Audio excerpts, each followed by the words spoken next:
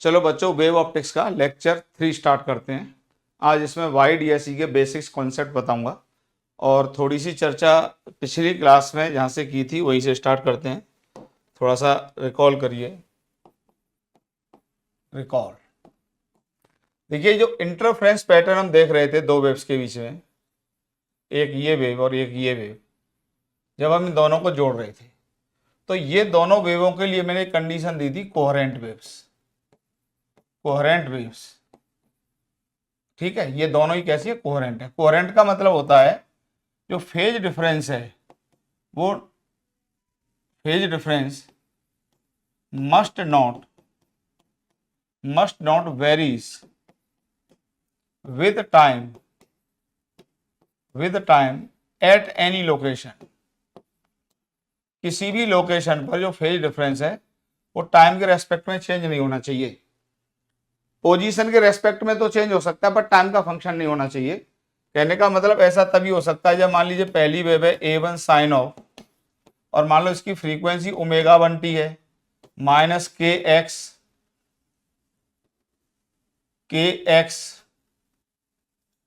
k1x, और दूसरी wave की इक्वेशन मान लीजिए हमने ले ली k2 sign of ω2t minus k2x, ये ले ली।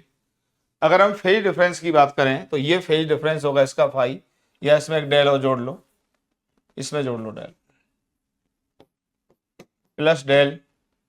अगर हम फाई वन ये कह रहे हैं हम इसको फाई वन पहली वेव का फेज, दूसरी वेव का फेज फाई टू कह रहे हैं, तो जो डेल्टा फाई होगा, मान लीजिए phi one minus phi two का मॉड ले लेते हैं इसमें, तो यह आ जाएगा ω2 माइनस ω1t, और कुछ भी ले लीजिए इसमें से आपने इसको घटा दिया है तो प्लस k1 माइनस k2x और प्लस डेल। ठीक है, ये फेज आ गया। तो अब देखिए, अगर आपने x इक्वल टू 0 वाली पोजीशन को मान लीजिए चूज कर लिया, तो अगर x इक्वल टू 0 पर आप एक पर्टिकुलर लोकेशन पर खड़े हो गए तो बताइए जो फेज हो जाएगा at x equal to 0, delta phi equal to ये हो जाएगा ω2 माइनस ω1t प्लस डेल। और अब आप बताइए, आप कहीं एक लोकेशन पर खड़े हैं, मैंने सिंपलिसिटी के लिए उसको x इक्वल टू 0 मान लिया है, तो x इक्वल टू 0 वाली पोजीशन पर खड़े हैं, तो बताइए फेज टाइम के हिसाब से चेंज हो रहा है। तो कभी फेज पाई होगा, कभी 2 पाई होगा, कभी π/2 होगा, कभी 3π/2 होगा, कभी कुछ होगा, कभी कुछ होगा, कभी कुछ होगा। तो आपको बताइए कभी वहाँ मैक्सिमम मिलेगा, कभी मिनिमम मिलेगा, कभी जनरल इंटरफ्रेंस मिलेगा। क्योंकि भाई हमने तो जो सुपर पोजिशन की स्टडी की थी वो ये स्टडी की थी ना, कि जो रिजल्टेंट वेव की इंटेंसिटी थी वो बताइए क्या थी, I1 plus I2 plus 2 root of I1 I2 और कॉस ऑफ डेल्टा फाई। और ये एक खास वैल्यू के लिए किया था कि अगर हर समय फेज पाई है तो कितनी इंटेंसिटी रही होगी उस लोकेशन पर, अगर हर समय डेल्टा फाई 2 पाई है तो उस लोकेशन पर कितनी इंटेंसिटी रही होगी। पर अगर ये फेज टाइम के रेस्पेक्ट में चेंज करने लग गया तो हमारे लिए बताना बड़ा मुश्किल होगा, क्योंकि अलग अलग टाइम पर जो इंटेंसिटी होगी उसकी वैल्यू अलग अलग होगी और हमारी पढ़ाई लिखाई का कोई मतलब नहीं रह जाएगा। क्योंकि वेव ऑप्टिक्स में मेनली हम यंग्स डबल स्लिट एक्सपेरिमेंट पढ़ने जा रहे हैं, जिसमें हम किसी पर्टिकुलर लोकेशन पर इंटेंसिटी का वेरिएशन देखेंगे। मतलब किसी खास लोकेशन पर जो भी इंटेंसिटी होगी उसकी वैल्यू देखेंगे, और लोकेशन बदलेंगे तो कितनी इंटेंसिटी होगी उसका वेरिएशन देखेंगे। मतलब पोजीशन के अकॉर्डिंग देखेंगे, टाइम के अकॉर्डिंग नहीं देखेंगे। जैसे इस कमरे में अगर आप ध्यान से देखें तो इस बोर्ड पर आपको लेटर्स दिखाई दे रहे हैं, तो चाहे आप आधे घंटे बाद देखना चाहे 1 घंटे बाद यही दिखाई देंगे।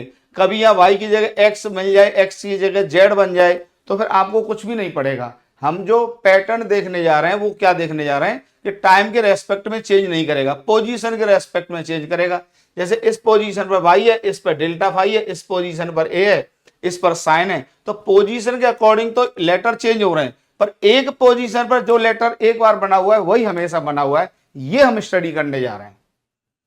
तो ऐसे स्टडी के लिए इंटेंसिटी के वेरिएशन के लिए जो पोजीशन के रेस्पेक्ट में चेंज की होगी, इसके लिए जो सुपर इंपोजिंग वेव्स हों वो कैसे होने चाहिए, कोहेरेंट। कैसे होने चाहिए, कोहेरेंट।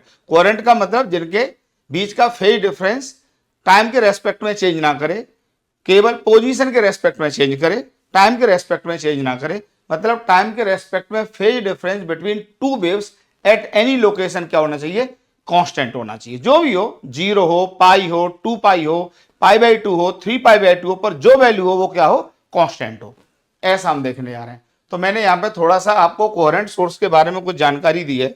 देखिए, एक मैं स्टेटमेंट दे रहा हूं, अगर हमको कोहेरेंट सोर्स चाहिए तो सुन लो, कोहेरेंट सोर्स तभी हो सकते हैं जब वो एक ही सोर्स से पैदा किए हों। मतलब दो इंडिपेंडेंट सोर्स कभी भी कोहेरेंट नहीं हो सकते। अभी स्टेटमेंट दे रहा हूं, अभी थोड़ा बहुत समझाऊंगा, जितना 12th स्टैंडर्ड तक पॉसिबल है उतना ही एक्सप्लेन करूंगा, ज्यादा एक्सप्लेन नहीं करूंगा। मतलब एक स्टेटमेंट दिया जाता है कि दो डिपेंडेंट सोर्स तो कोहेरेंट होते हैं, पर दो इंडिपेंडेंट सोर्स कभी भी कोहेरेंट नहीं होते।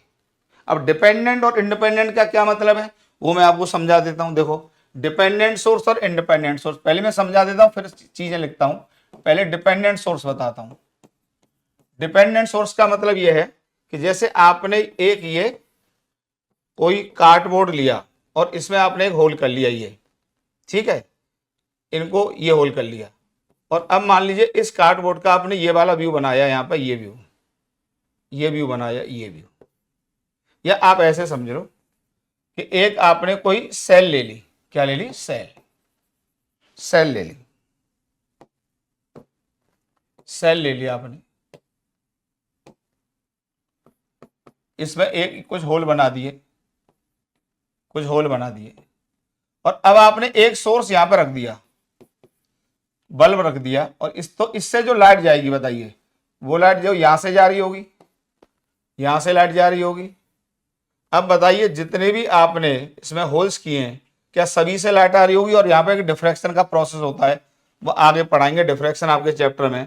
मतलब वही जो वाइट वेव फ्रंट वाला फंडा बताया था कि इस वेव फ्रंट के सभी पॉइंट एक इंडिपेंडेंट सोर्स का काम करेंगे, तो यहाँ से लाइट इस तरीके से निकलेगी, इंडिपेंडेंट सोर्स का काम करेंगे, ये भी इंडिपेंडेंट सोर्स का काम करेंगे, इंडिपेंडेंट सोर्स का। तो ये इनका पेरेंट सोर्स है। कौन है? Parent source. अब आपको एक बहुत अच्छी बात बताई थी कि कितना भी डिस्टेंस चले जाओ, जो ओमेगा इस सोर्स का होगा वही ओमेगा इसका होगा, वही ओमेगा इसका होगा, वही ओमेगा इसका होगा, और वही ओमेगा इसका होगा। तो सभी के ओमेगा क्या हो गए? सेम हो गए। ओमेगा सेम हो गए तो याद करो, जो ओमेगा 1 माइनस ओमेगा 2 टी वाला फैक्टर आ रहा था, ये क्या हो जाएगा बताइए? 0 हो जाएगा। ये 0 हो जाएगा तो जो फेज डिफरेंस होगा वो टाइम का फंक्शन नहीं होगा। तो अगर मैं इन सोर्स के नाम S1 दे दूं, इसको मैं S2 कह दूं, इसको मैं S3 कह दूं, इसको मैं S4 कह दूं, तो S1 S2 S3, S1 S2 S3 S4, बताइए डिपेंडेंट है कि इंडिपेंडेंट? डिपेंडेंट है, क्योंकि वो इसी से पैदा हुए सब सो। तो S1 S2 S3 and S4 are dependent source, hence are coherent। Dependent source hence are coherent। ये कैसे सोर्स हो गए? कोहेरेंट हो गए, क्योंकि इनका जो फ्रीक्वेंसी होगा सबका क्या होगा? सेम होगा। पर जैसे आपने दो बल्ब लिए, इस बैटरी से जोड़ दिया आपने, एक बल्ब ये लिया, एक बल्ब ये लिया, ये बल्ब V1 है और ये बल्ब V2 है, रेजिस्टेंस R। अब इससे जो लाइट निकल रही होगी, इससे लाइट निकल रही होगी, ये कभी ओमेगा 1 की निकलेगी, कभी ओमेगा 2 की निकलेगी, कभी ओमेगा 3 की, ऐसे ही कभी ओमेगा 1 डैश की, कभी ओमेगा 2 डैश की। तो इनके फेज कभी कांस्टेंट नहीं रहते, कभी इनकी फ्रीक्वेंसी कांस्टेंट नहीं रहती। पता नहीं कौन सी फ्रीक्वेंसी की लाइट कब निकल जाए, क्योंकि इसका बेसिक क्या है, याद करो थोड़ा मॉडर्न फिजिक्स में। यहाँ पे जब ट्रांजिशन होता है एटम्स का, ट्रांजिशन होता है इलेक्ट्रॉन का, तभी तो लाइट बाहर निकलती है, फोटॉन्स बाहर निकलते हैं। तो कौन सा ट्रांजिशन कब हो जाए, इस बात की क्या गारंटी? और हर ट्रांजिशन में अलग अलग फ्रीक्वेंसी की वेव्स निकलती हैं, तो सबके ओमेगा क्या होंगे? अलग अलग होंगे। तो मैंने थोड़ा सा देखो थ्योरेटिकली लिखा है, यहां पर आपको समझाने के लिए इन बातों को मैंने लिख दिया यहां पर। कोहेरेंट एंड इनकोहेरेंट सोर्सेस, थोड़ा सा पढ़ लीजिए। टू सोर्सेस, थोड़ा लिख दिया है मैंने, two sources are said to be coherent if they emit light waves of same wavelength and start with same phase और have a constant phase difference. देखिए, जब मीडियम सेम है और ओमेगा सेम है तो भैया लैम्डा भी तो सेम होगा, क्योंकि V इक्वल टू क्या होता है बताइए? V इक्वल टू होता है ओमेगा बाई के।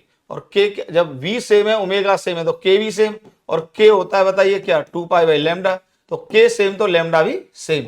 यहां से ये बात समझ में आ जाती है, इसलिए वेवलेंथ को भी हम क्या कह देते हैं, सेम कह देते हैं। ठीक है, फिर मैंने आगे लिखा है टू इंडिपेंडेंट मोनोक्रोमेटिक सोर्स। अब किसी ने कहा कि सर हम ऐसे सोर्स ले लेते हैं जो मोनोक्रोमेटिक है। मोनोक्रोमेटिक का मतलब सेम कलर के, सेम फ्रीक्वेंसी के, मान लीजिए आपने ले लिए सेम वेवलेंथ के ले लिए, ठीक है, सेम वेवलेंथ के monochromatic source emits emit waves of same wavelength but the waves are not in same phase। लेकिन वेव सेम फेज में नहीं होंगे, क्योंकि आप सेम फ्रीक्वेंसी के दो इंडिपेंडेंट सोर्स तो ले ही नहीं सकते। हाँ, वेवलेंथ के ले सकते हैं, मान लीजिए आपने इस तरह का कुछ कर लिया, मोनोक्रोमेटिक वेवलेंथ सेम ले ली, मान लो ले ली, so they are not coherent, वो कोहेरेंट नहीं होंगे। This is because atoms can not emit light waves in same phase and the source are said to be incoherent. तो ये वही वाली बात लिखी है कि दो इंडिपेंडेंट सोर्स कभी भी कोहेरेंट नहीं हो सकते। अगले पेज पे मैंने और अच्छे से इसको लिखा है, देखो, briefly two sources are said to be coherent if phase difference between them remains constant. ये घूम फिर के वही वाली बात आ जाती है कि अगर सोर्सेज को कोहेरेंट होना है तो वो तभी पॉसिबल है जब उनके बीच का जो फेज डिफरेंस है वो टाइम का फंक्शन ना हो।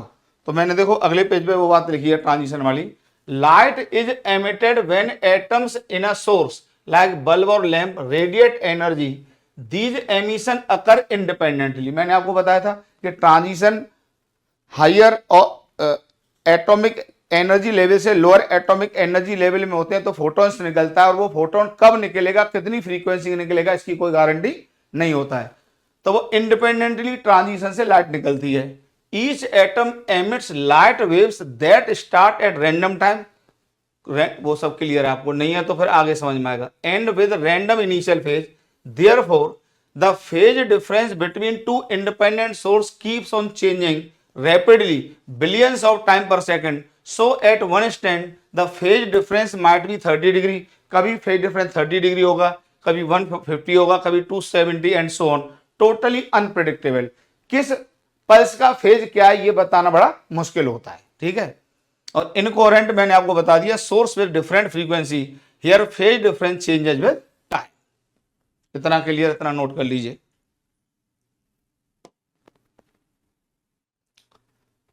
चलिए इसमें आगे चलते हैं। अब देखिए, तो आपको एक कोहेरेंट सोर्स वाली कहानी क्लियर हो गई। अब इसमें हम आपको दिखाते हैं वाइड एसी का arrangement, Young's double slit experiment. Young's double slit experiment,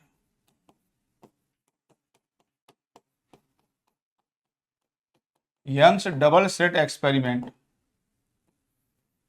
तो यंग्स डबल स्लिट एक्सपेरिमेंट में पहले तो देखिए इन्होंने दो कोहेरेंट सोर्स को कैसे फाइंड आउट किया। ये सब आपको देखिए पिछली क्लास से क्लियर है कि अगर कोई भी सोर्स है और इससे ये वेव फ्रंट जा रहे हैं, तो याद करो ये कोई भी वेव फ्रंट होता था, इस पर कोई भी पॉइंट ले लो, तो यहां से फिर इस तरीके से वेव फ्रंट जाते थे, इससे इस तरीके से वेव फ्रंट जाते थे, इससे इस तरीके से वेव फ्रंट जाते थे। ये सब आपको बात क्लियर है। इसी तरीके से मान लो प्लेन वेव फ्रंट जा रहा है, और अगर हम यहाँ पे देखना चाहें, इस पर 3 पॉइंट ले लीजिए, तो ये एक इंडिपेंडेंट सोर्स का काम करेगा। ये पिछली क्लासेज में मैंने आपको बता दिया है। और फिर एक नया वेव फ्रंट मिलेगा, इससे लाइट हर डायरेक्शन में इस तरीके से जाती है। ये मेरी और आपकी बात भैया हो चुकी है। ठीक है, तो यंग्स डबल स्लिट एक्सपेरिमेंट में कुछ ऐसा, ये देखिए क्या इन्होंने क्या किया कि एक ये स्लिट ली, ये एक बोर्ड लिया, बोर्ड, और इसमें दो तरह के अरेंजमेंट किए थे। दोनों से आपको डिटेल समझाऊंगा। इस बोर्ड में इन्होंने दो तरह के अरेंजमेंट किए थे। तो क्या रहता, 3 तरह के कर लो, एक और कर लो, यहां पर तीनों आएंगे क्वेश्चंस में, तो मैं आपको तीनों समझा देता हूं। यहां पर इन्होंने क्या किया, एक तो इसमें पहले होल किए थे, ये होल, और एक इसमें स्लिट बनाई थी, स्लिट बनाई थी इसके पैरेलल, ये स्लिट कहलाती है, इस तरह की स्लिट कहलाती है। ये स्लिट्स है, और ये पॉइंट सोर्स का काम करेंगे, पॉइंट सोर्स, और ये इनफाइनाइट पॉइंट सोर्स का काम करता है। इनफाइनाइट पॉइंट सोर्स को ही क्या कहते हैं, स्लिट कहते हैं। ये रेक्टेंगुलर स्लिट है, और यहां पे जो स्लिट बनाई कुछ इस तरीके से बनाई थी, इस तरीके से स्लिट। तो स्लिट भी दो तरीके से बनाई, इस तरीके से और इस तरीके से, और होल इस तरीके से बनाए। तीनों के क्वेश्चंस आपको आगे करने हैं, ठीक है। तो इसमें इन्होंने क्या किया, अब इनमें से कोई सा भी ले लेते हैं। पहले हम ये ले लेते हैं पॉइंट सोर्स वाला, पॉइंट सोर्स वाला ले लेते हैं। मान लो ये जो पॉइंट सोर्स वाला है, इसका हमने ये एज व्यू रखा इसका। तो एज व्यू में बताइए क्या होगा, यहाँ पे एक सोर्स दिखाई देगा, यहाँ पे एक होल दिखाई देगा आपको। तो यहाँ पे एक होल दिखाई दिया और एक होल यहाँ पे दिखाई दिया। इनके बीच का सेपरेशन डी है, और यहां से एक प्लेन वेव फ्रंट इस तरीके से इंसिडेंट कराया, एक प्लेन वेव फ्रंट। डी क्या है, S1 S2 के बीच का सेपरेशन। डी क्या है, सेपरेशन बिटवीन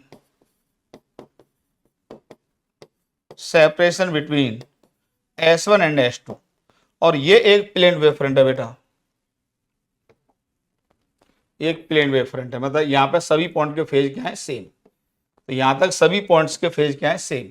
जो भी फेज है, मान लो फाई, इसका भी क्या होगा फाई, इसका भी क्या होगा फाई, इसका हो जाएगा फाई 1, इसका हो जाएगा फाई 1, इसका फाई 1। ये प्लेन वेव फ्रंट इंसिडेंट हो रहा है इस तरीके से, ये प्लेन वेव फ्रंट।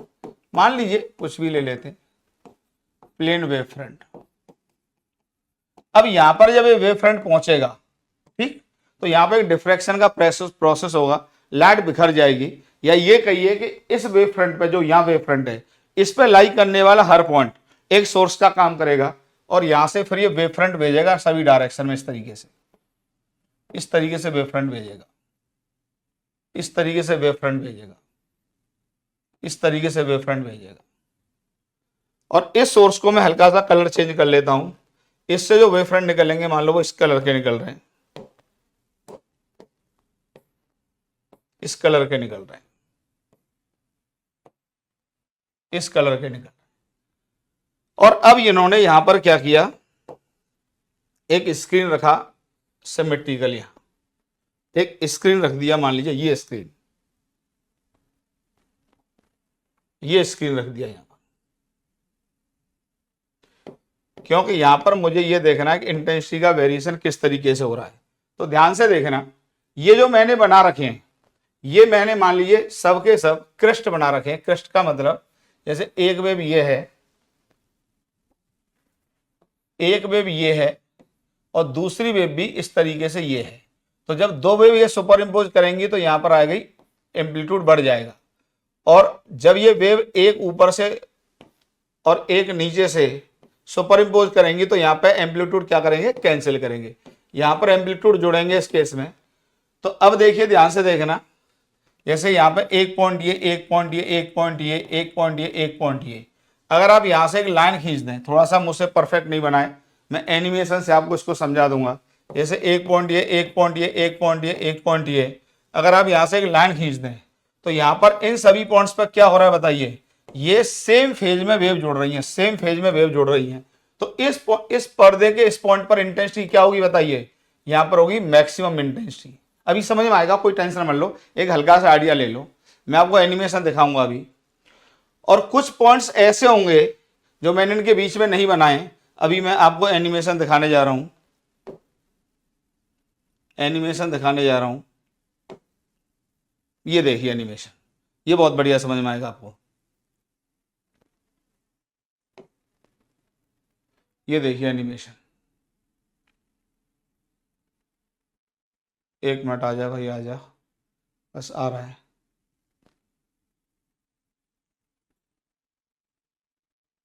कहाँ चला गया भैया, आ गया, ठीक है। देखिए इस एनिमेशन को देखिए, जो बात मैंने आपको समझाई बहुत बढ़िया समझ में आ जाएगा एक बार में। देखिए यहां से एक प्लेन वेव फ्रंट आ रहा है, यहाँ ये एक स्लिट है जिससे इधर उधर लाइट ना जाए। तो ये एक सोर्स का काम करेगा, फिर इससे ये आपके स्पेरिकल वेव फ्रंट जाने लगे मान लीजिए। फिर यहां पर ये S1 S2 का काम कर रहे हैं, वो एक एक्स्ट्रा स्लिट लगा दी है, उसमें कोई दिक्कत नहीं है। ये S1 S2 का काम कर रहे हैं, फिर इससे वेव फ्रंट देखिए जाने लगे। और जब इससे वेव फ्रंट गए तो इसके वेव फ्रंट और ये जो ब्लैक कलर वाले पॉइंट नजर आ रहे हैं, इन पर क्या होने लग गया, देखिए सुपरपोजिशन। अब ये जो वेव फ्रंट मैंने दिखा रखे हैं, मान लिया क्रेस्ट वाला ही दिखा रहा है, जो क्रेस्ट और क्रेस्ट, तो एम्पलीट्यूड क्या होगा मैक्सिमम। मैंने वो क्रेस्ट और एक का ट्रफ जब एक ऊपर से और एक नीचे से सुपर इम्पोज करेगा तो वहां पे कैंसिलेशन होगा, एम्पलीट्यूड एक दूसरे को खत्म करेंगे और इंटेंसिटी विल बी जीरो, क्योंकि जब एम्पलीट्यूड ही खत्म हो गया तो इंटेंसिटी क्या होगी, जीरो होगी। पर अब आप इस लोकेशन पर खड़े हो जाइए, जैसे यहां पर खड़े हो जाइए, यहां पर देखिए आपको इस पर्दे पर क्या नजर आ रहा है, कहीं पर ब्लैक स्पॉट नजर आ रहे हैं और कहीं पर आपको रेड स्पॉट नजर आ रहे हैं। रेड स्पॉट वाली पोजीशन को मैं क्या कह रहा हूं, ब्राइट फ्रिंज, क्या कह रहा हूं, ब्राइट फ्रिंज। देखिए वेवलेंथ बदलने से देखो ये बदलेगी कस के, देखो बदली, देखो वेवलेंथ मैंने इसकी बदली तो यहां पर देखिए ये कलर चेंज हो गया, कलर पैटर्न। अगर मैं वेवलेंथ चेंज कर रहा हूं तो देखो कलर पैटर्न चेंज हो रहा है, देखो कलर पैटर्न चेंज हो रहा है, बहुत बढ़िया, यहीं पे दिख रहा है बीच में, तो देखो मैंने ये दिखा दिया आपको, ठीक है। ये कलर पैटर्न वेवलेंथ के अकॉर्डिंग चेंज होगा भी। तो इनको हम कहते हैं बेटा maxima, maxima maxima maxima maxima. और यहाँ पे देखो ब्राइट है, bright bright bright, minima minima minima minima, इनके बीच में एक सेपरेशन है। अब देखो ये जो पॉइंट आपको ध्यान से देखो, मैं यहाँ खड़ा हो जाऊं मान लो यहाँ, तो यहाँ पर क्या होगा, आप हमेशा देखिए क्रैश क्रैश के साथ मिल रहा है, फिर क्रैश क्रैश के साथ, क्रैश क्रैश के साथ, ये क्रैश क्रैश मिलके आ गए, क्रैश क्रैश मिलके आ गए, क्रैश क्रैश मिलके आ गए। इस पोजीशन पर जो ये जो दोनों वेव सुपर इम्पोज कर रही हैं यहां से और यहां से, उनके बीच का जो फेज डिफरेंस है हमेशा क्या बना हुआ है, कांस्टेंट बना हुआ है।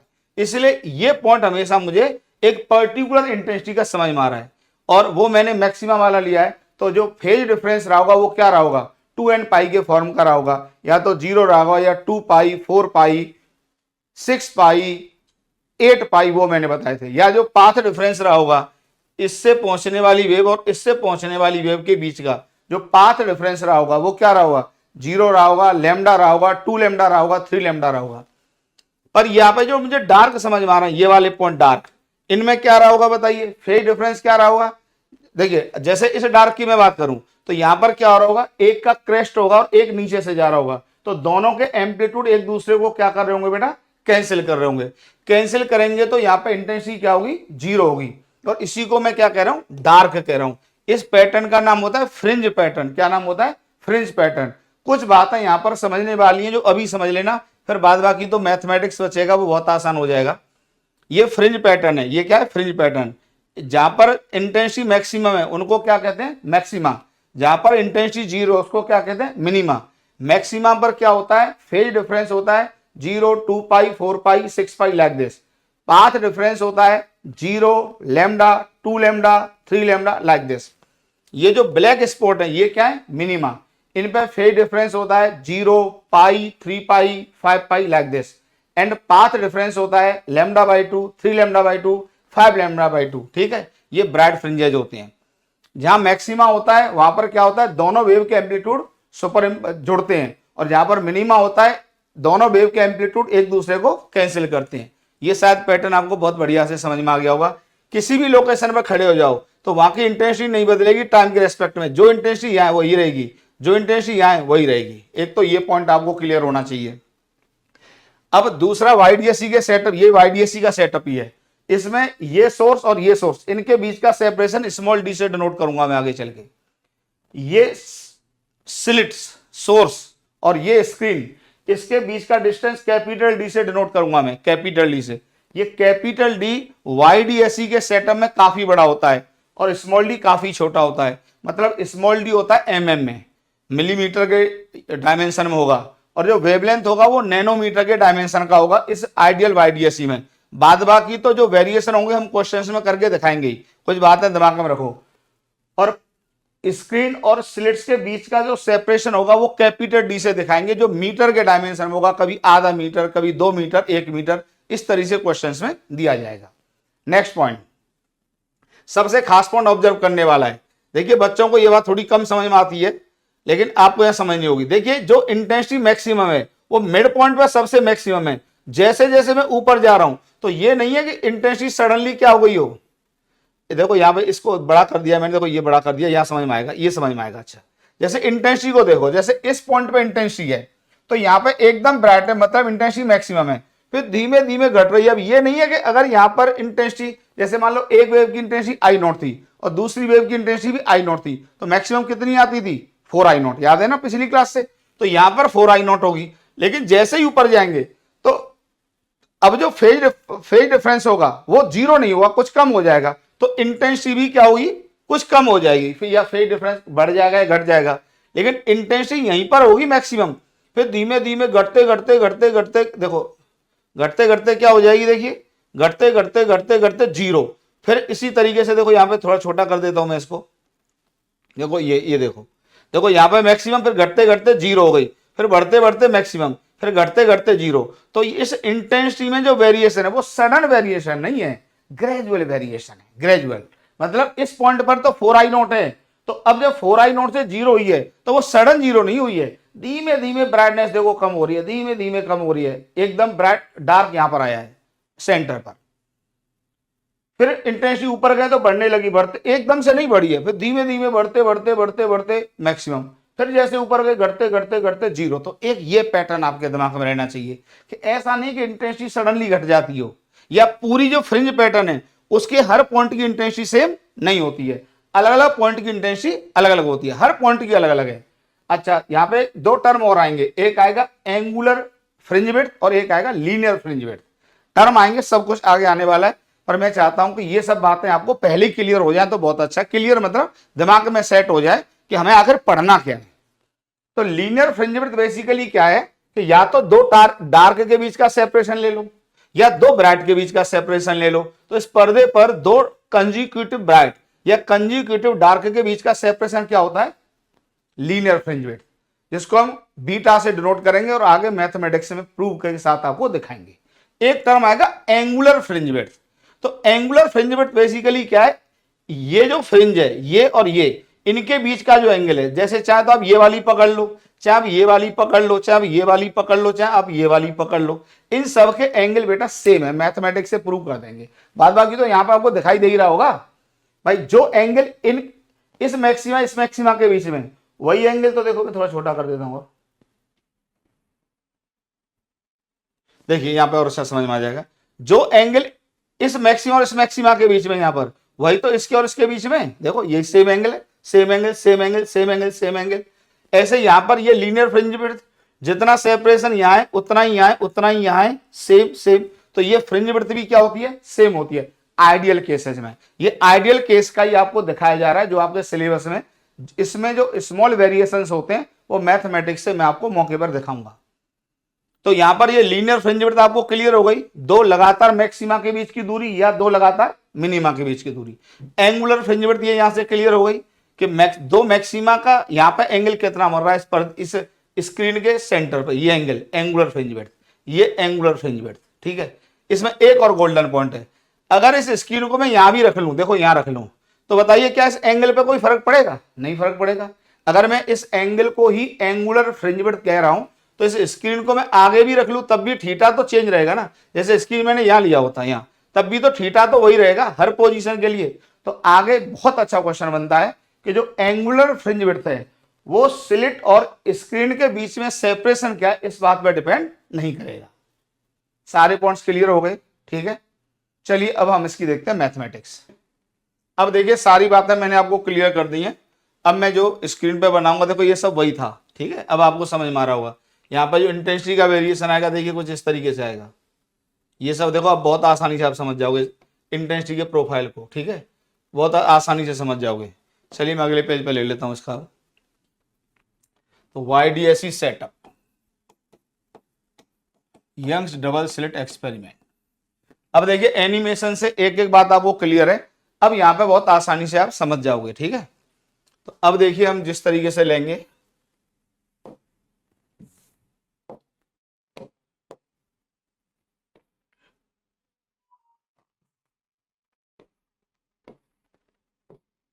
ये देखिए ये स्क्रीन के सेंटर से यहां पे स्क्रीन रखा मैंने, ये स्क्रीन, यहां पे एक सोर्स ले लिया, अब यहां से एक वेव ये गई, एक वेव ये गई, फिर यहां से हर डायरेक्शन वेव्स गए। अब आपको कोई दिक्कत नहीं आएगी, ठीक है, हर डायरेक्शन में गए और जिस तरीके से वेव फ्रंट जा रहे थे, ये कैपिटल डी है, ये स्मॉल डी है, इसका वेवलेंथ लैम्डा है। डी जनरली किसके ऑर्डर का होगा, mm, कैपिटल डी मीटर और लैम्डा होगा नैनोमीटर में।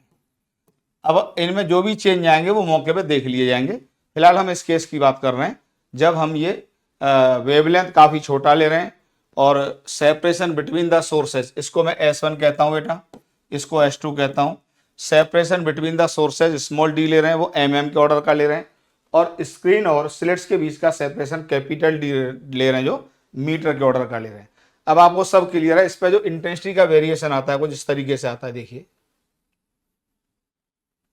तो ये सब मैंने आपको बता दिया था, आपको बताया था कि यहां पे इंटेंसिटी मैक्सिमम है, ये इंटेंसिटी प्रोफाइल है, इंटेंसिटी प्रोफाइल, इंटेंसिटी प्रोफाइल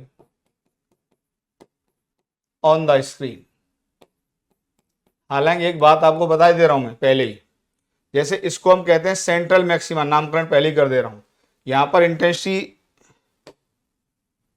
यहां पर इंटेंसिटी फिर मैक्सिमम है, यहां पर इंटेंसिटी फिर मैक्सिमम है, फिर मैक्सिमम है, वही सब बातें ऑब्जर्व करो।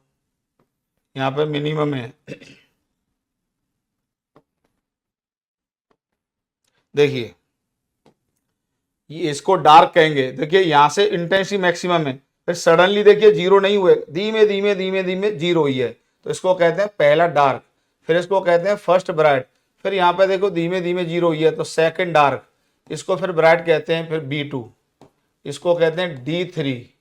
ऐसे ही फिर, अच्छा जैसा पैटर्न ऊपर है फ्रिंजेस का वैसा ही नीचे है, तो सिमेट्री का यूज करते हैं। इसको बोलेंगे यहाँ पहला डार्क, इसको बोलेंगे पहला ब्राइट, इसको बोलेंगे दूसरा डार्क, इसको बोलेंगे फिर दूसरा ब्राइट, ठीक है।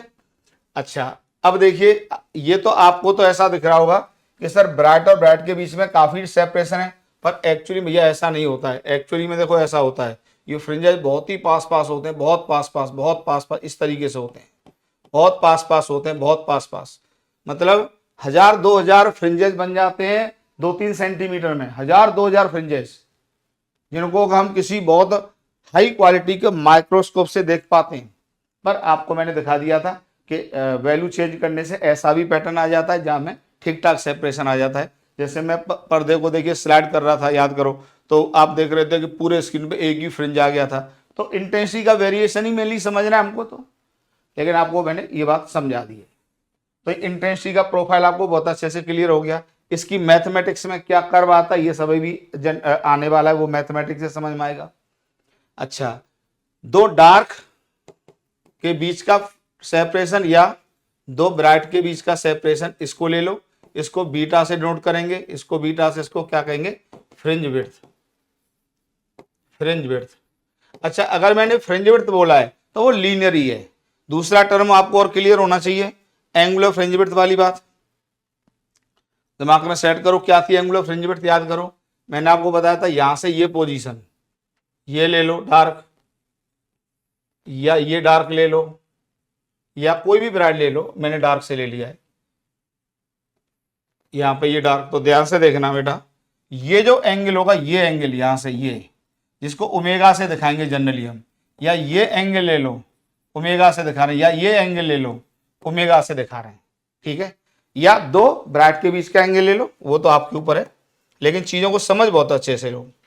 आप दो ब्राइट के बीच का एंगल ले लो, जैसे आप ये ले लो, एक ब्राइट का एंगल ये ले लिया और एक ब्राइट का एंगल आपने ये ले लिया, तो इस एंगल को भी आप ले लो। तो ये सब एंगल बराबर होते हैं आइडियल केस में, सब एंगल बराबर होते हैं।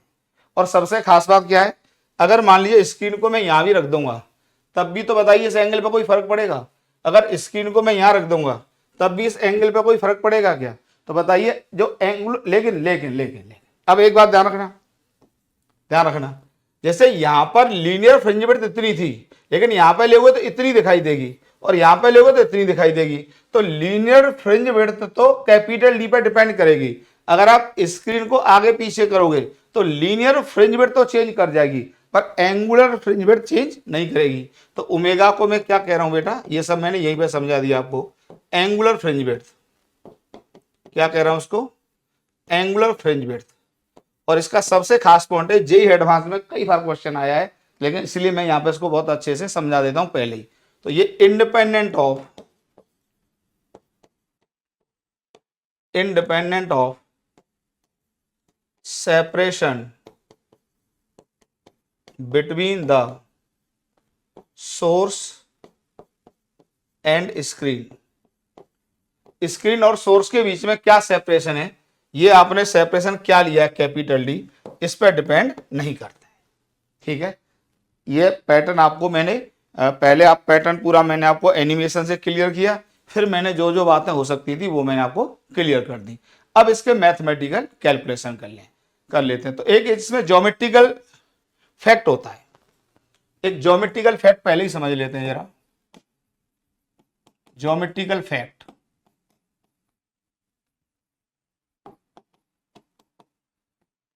जैसे मान लीजिए एक सोर्स मैंने ये ले लिया और एक सोर्स मैंने ये ले लिया, और अब मैं कोई जैसे मान लो ये डिस्टेंस ले ली मैंने 2 mm ले ली, और यहां पर मैं पैटर्न देख रहा हूं, यहां पर मैं एक ऑब्जर्वर मैंने बिठा दिया स्क्रीन लेके ये, तो अगर ये डिस्टेंस अगर मान लीजिए ये एंगल यहां पे 30 डिग्री है, ठीक, तो अगर मैं यहां से नॉर्मल पुट करता हूं इस पर, नॉर्मल 90 डिग्री, तो ये एंगल 90 होगा, ये 30, तो ये 60 डिग्री होगा। तो किसी भी हालत में ये डिस्टेंस x1 और ये डिस्टेंस यहां से x2 ये बराबर हो ही नहीं सकते, ये कभी नहीं बराबर हो सकते। लेकिन अगर मान लीजिए यही काम मैं ऐसी जगह कर रहा हूं कि ये S1 है और ये S2 है, और इनके बीच का सेपरेशन मान लीजिए मैंने 2 mm ले लिया मान लीजिए, और मैं कहीं चांद पे चला जाऊं, बहुत दूर, वेरी लार्ज डिस्टेंस पे चला जाऊं, अगर मैं लार्ज डिस्टेंस पे ले लूंगा तो मान लीजिए मुश्किल से ये एंगल बन रहा है मान लो 1 डिग्री, या और भी कम ले लो आप इसको, 0.05 डिग्री बन रहा है मान लो, 0.05 डिग्री। और अब अगर मैं यहां से इस पर नॉर्मल पुट करता हूं, ध्यान से सुनना, अगर अब मैं इससे नॉर्मल पुट करता हूं यहां पर, तो ये आ गया 90 डिग्री, और ये 0.05 डिग्री है, तो ये लगभग कितना होगा, ये 90 डिग्री होगा। और अब ये भी 90, ये एंगल तो बहुत ही छोटा है, तो जितना डिस्टेंस ये होगा r, क्या उतना ही डिस्टेंस यहां से r होगा। और अगर ये इस पॉइंट का नाम मैं P कह रहा हूं, तो S1P और S2P के बीच का जो पाथ डिफरेंस हो जाएगा, क्या वो डेल्टा x में पाथ डिफरेंस कह दूं तो वो इस लेंथ के बराबर आ जाएगा कि नहीं आ जाएगा, क्या यही डेल्टा x होगा, बिल्कुल होगा। और ज्योमेट्री से आप ये कह सकते हैं कि अगर ये 90 से थोड़ा कम है, चलिए अभी ज्योमेट्री समझा देंगे, पर ये ज्योमेट्रिकल फैक्ट आपको क्लियर हो गया कि अगर P पॉइंट लार्ज है तो इस सोर्स और इस सोर्स से जो 2 वेव जा रही होंगी, ये वेव, एक ये वेव गई और एक ये वेव गई, इनके बीच का पाथ डिफरेंस इसके बराबर होगा। लेकिन ये कब होगा, जब ये तो बहुत कम हो और ये बहुत ज्यादा हो। असल में यहां पर मैं एक स्क्रीन रखा हुआ मानूंगा बेटा, ये इस तरीके से स्क्रीन मारूंगा, तो उस समय ये कैपिटल डी का काम करेगा। देखो वहीं पहुंच रहा हूं मैं YDSC की तरह, तो याद करो ये अगर स्क्रीन है, ठीक, और ये डी बहुत लार्ज है, तभी तो ये P पॉइंट S1 S2 से काफी ज्यादा डिस्टेंस पर होगा, तो फिर इनके बीच का पाथ डिफरेंस हम निकालेंगे तो इसके बराबर लगभग आ जाएगा। तो ये तभी वैलिड होगा जब capital D greater than small D. तो ये एक अप्रोक्सीमेशन YDSC में ज्योमेट्रिकल फैक्ट का मैंने आपको पहले ही बता दिया। मैंने ज्योमेट्रिकल फैक्ट का आपको एक YDSC का अप्रोक्सीमेशन बता दिया कि अगर ये डी काफी बड़ा होगा तो इन 2 सुपर इंपोजिंग वेव्स के बीच का जो पाथ डिफरेंस होगा वो इस टर्म के बराबर आ जाएगा। ठीक है, चलिए करते हैं, YDSC सेटअप में वापस पहुंचते हैं। इसमें तो कर दिया था, आगे बना दे। चलिए अब तो तेजी से बनाना शुरू कर देता हूँ बेटा, काफी टाइम लग गया, लेकिन चीजें सारी समझा दी तुम्हें। अरे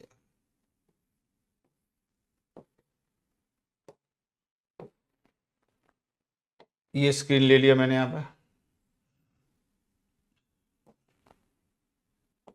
ये सोर्स ले लिया, मेन सोर्स, पेरेंट सोर्स, इससे एक वेव यहाँ गई, एक वेव यहाँ गई, ये यहाँ पे सेपरेशन डी, ये कैपिटल डी।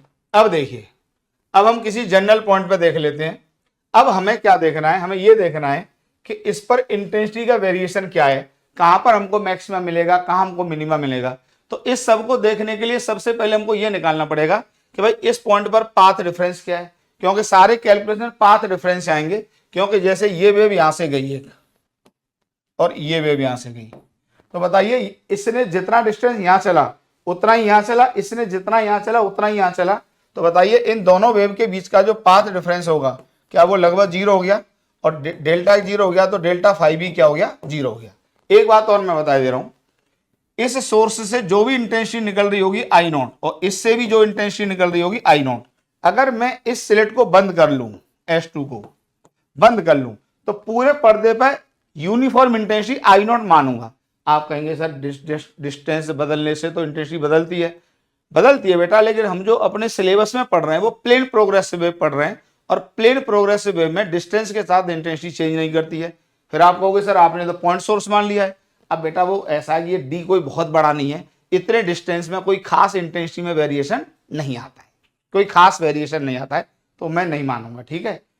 इसी तरीके से मैं इसको बंद कर लूंगा, तब भी यूनिफॉर्म इल्यूमिनेशन कितना होगा, आई नॉट का, और दोनों को मैं खोल दूंगा तो अब यहां पर क्या होने लगेगा, सुपरपोजिशन इंटरफ्रेंस का पैटर्न।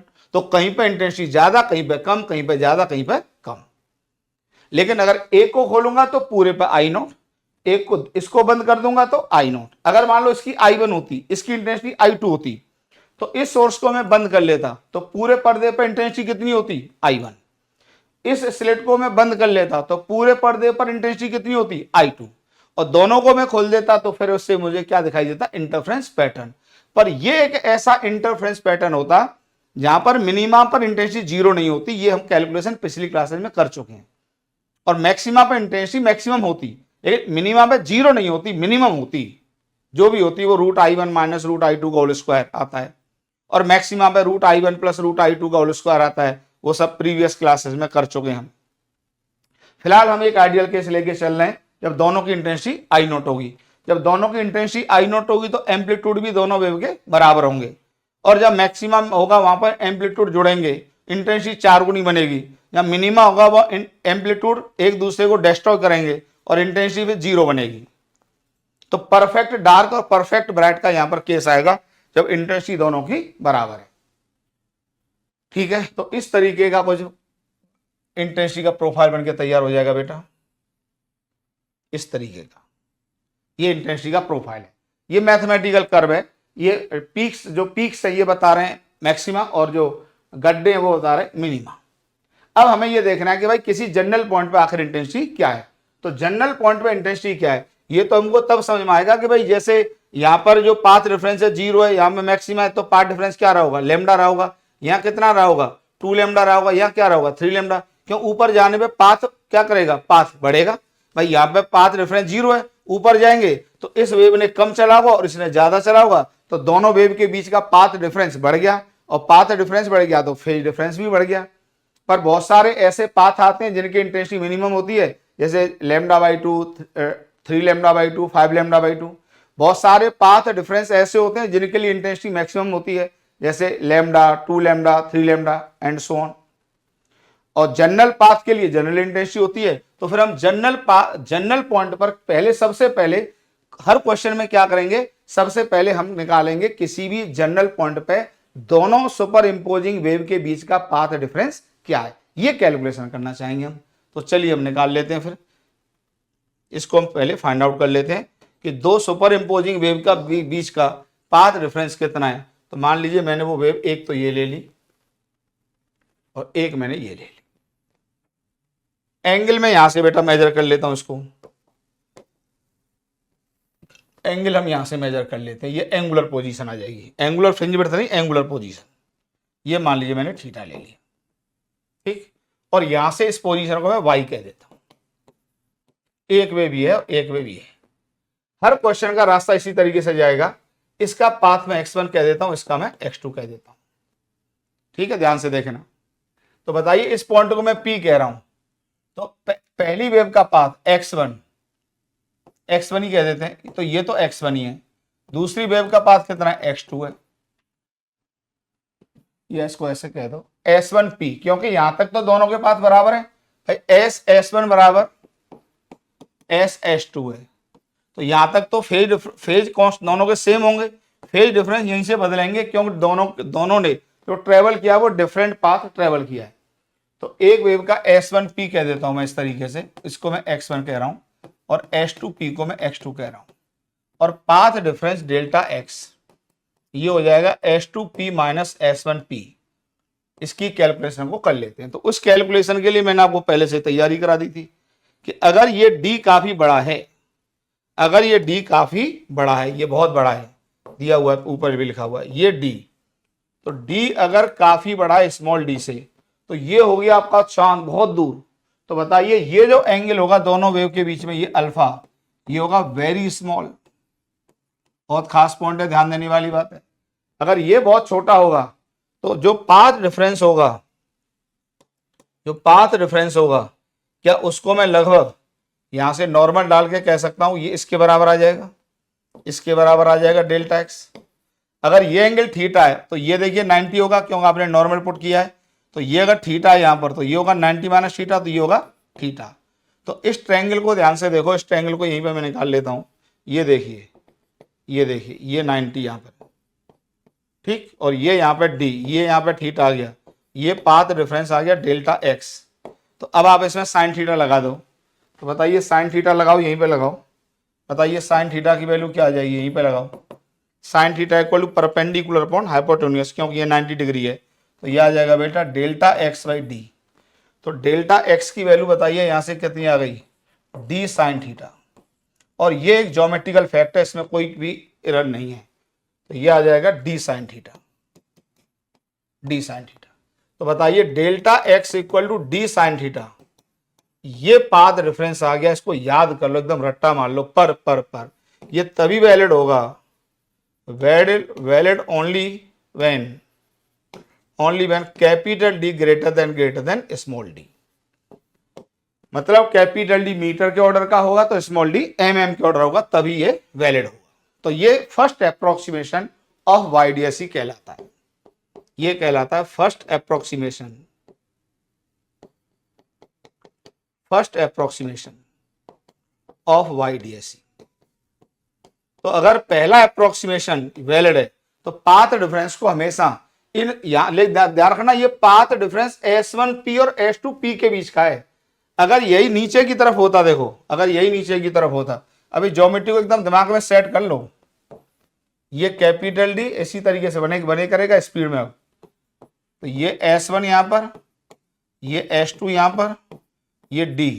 तो अगर ये यहां पर होता, ध्यान रखना यहां पर ये, ठीक, ये पाथ निकालना है। अभी मैंने y का यूज नहीं किया है, और ये यहां से पोजीशन कितनी है, ये पोजीशन एंगुलर पोजीशन कितनी है, थीटा, ये थीटा है, ध्यान रखना ये थीटा है, हालांकि ये थीटा है, ठीक है, इसमें दिमाग में ले लेना।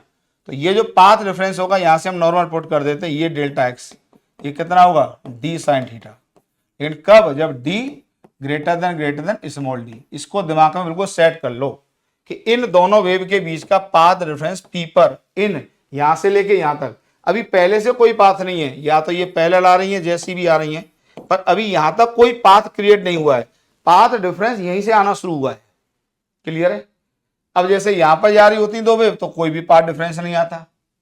अगर ऊपर जा रहे होते, ऊपर वेव जा रहे होते, तो अब ये ज्यादा होता, ये कम होता, तो इसका होता x2, इसका होता x1। तो सीधे सीधे याद कर लो, x2 माइनस x1 को क्या लिखते, फिर से डी साइन थीटा लिख देते। ये आपके दिमाग में बिल्कुल सेट हो जाना चाहिए। और ये फिर से वही एक बार और लिख दो, ये जब कैपिटल डी स्मॉल डी से काफी बड़ा होगा।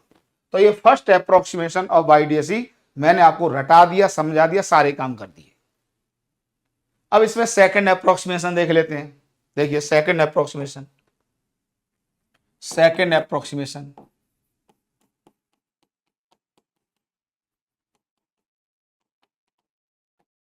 सेकंड अप्रोक्सीमेशन में क्या है बेटा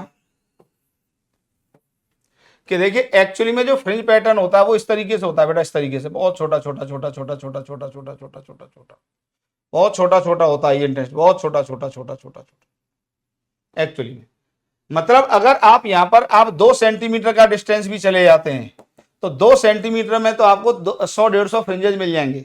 तो हम जो स्टडी करते हैं जनरली आप क्वेश्चन देखेंगे, हमसे पूछेगा कि फोर्थ मैक्सिमा की पोजीशन बताओ, छठे मैक्सिमा की पोजीशन बताओ। तो यहां से ये जो डिस्टेंस हम लेते हैं वाई, वो काफी छोटी लेते हैं, वो भी सेंटीमीटर या एमएम के ऑर्डर की होती है, तो वाई काफी छोटा होता है। तो आप बताइए मुझे यहां से मैथमेटिक्स से कि अगर ये डी काफी बड़ा है, मान लो ये 100 मीटर या 1 मीटर ले लो, चलो 1 मीटर ही ले लो, और यहां से ये डिस्टेंस मैं बहुत छोटी ले लूं, यहां से 1 mm, तो आप बताओ ये थीटा कितना हो जाएगा। तो थीटा होगा आपका काफी छोटा होगा, को मीटर में कन्वर्ट कर दो, -3 डिवाइडेड बाई 1 मीटर, तो 10⁻³ रेडियन। और ये तो यार बहुत ही छोटा हो गया, वेरी स्मॉल हो गया, वेरी स्मॉल हो गया। मतलब अगर आपने इस YDAC के सेटअप में इस डिस्टेंस को कम ले लिया बहुत, तो ये थीटा क्या होने लगता है, वेरी स्मॉल। और ध्यान देने वाली बात है, छोटी छोटी मैथमेटिक्स ऐसी में फंस जाते हैं बच्चे। ये वाई, तो ये अगर स्मॉल ले लिया, लेकिन अब की बार स्मॉल किससे है, इस कैपिटल डी से ही स्मॉल है अभी भी है, मतलब Y less than capital D. ये सेकंड अप्रोक्सीमेशन होता है। तो जो स्क्रीन के ऊपर आप पोजीशन, जिस पोजीशन पर दोनों सुपर इंपोजिंग वेव्स के बीच का पाथ डिफरेंस कैलकुलेट कर रहे हैं, वो डिस्टेंस सेंटर से काफी छोटी है, तो ये थीटा बहुत छोटा होगा। और ध्यान रखो, जब थीटा छोटा होता है तो हम टेन थीटा को क्या लिख लेते हैं, साइन थीटा, और इसको क्या लिख देते हैं, थीटा लिख देते हैं।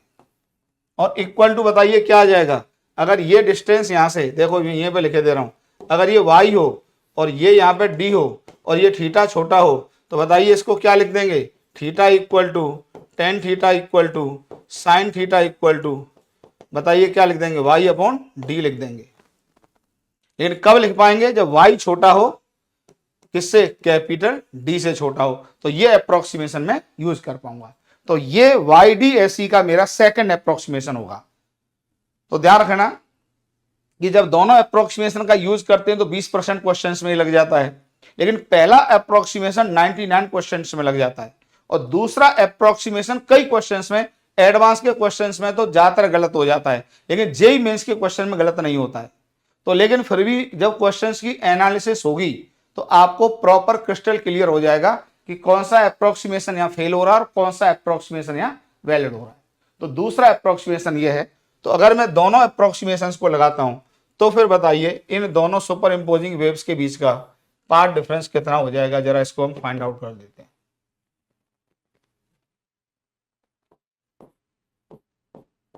तो यहां से मान लीजिए प्लेन वेव फ्रंट आ रहा है इस तरीके से, तो ये सोर्स मैंने S1 ले लिया, ये सोर्स S2 ले लिया, सेपरेशन D ले ली, और कैपिटल D स्मॉल d से बड़ा है और y less than capital D है, दोनों अप्रोक्सीमेशन वैलिड है। और मैं यहाँ पे चला जाता हूँ, अब ये y है लेकिन स्मॉल है, ठीक है, स्मॉल है, स्मॉल है। तो यहाँ पे ये एंगुलर पोजीशन जो आएगी, यहाँ से आपने नॉर्मल पुट किया, वो सब पुरानी बात है। तो ये जो पाथ डिफरेंस आया यहाँ से डेल्टा x, वो कितना आया बेटा, d साइन थीटा है इस थीटा के टर्म्स में। और इस अब मैं y के टर्म्स में इसको एक्सप्लेन करता हूं, तो delta x in terms of y, in terms of y के टर्म्स में इसको मैं एक्सप्रेस करता हूं, तो delta x equal to d sine theta, और इसी को मैं क्या लिख दूंगा बताइए, d टेन थीटा। और टेन थीटा बताइए मैथमेटिक्स से कितना हो जाएगा, टेन थीटा हो जाएगा y अपॉन कैपिटल D, तो y अपॉन कैपिटल D, तो delta x equal to d y upon capital D, ये मेरा पार्ट डिफरेंस निकल के आ जाता है स्टैंडर्ड। तो एक बार और लिख लीजिए, delta x equal to d y upon capital D। लेकिन ये कब वैलिड होगा, दो अप्रोक्सीमेशन के साथ, d less than capital D और y less than capital D, ये दोनों अप्रोक्सीमेशन वैलिड होंगे। तो पाथ डिफरेंस दोनों सुपर इंपोजिंग वेव के बीच का, सुपर इंपोजिंग वेव के बीच का मतलब ये S2P माइनस S1P, ये स्टैंडर्ड याद हो जाता है, S2P माइनस S1P, ये पॉइंट P है बेटा, S2P minus S1P dy upon capital D के बराबर आ जाता है। ठीक है, अब हमें different position of maximum minimum पर्दे पर निकाली जा सकती है, मतलब इंटेंसिटी के प्रोफाइल को हम फाइंड आउट कर सकते हैं। इतना नोट कर लीजिए, चलिए निकालते हैं। तो to find different positions of maxima and minima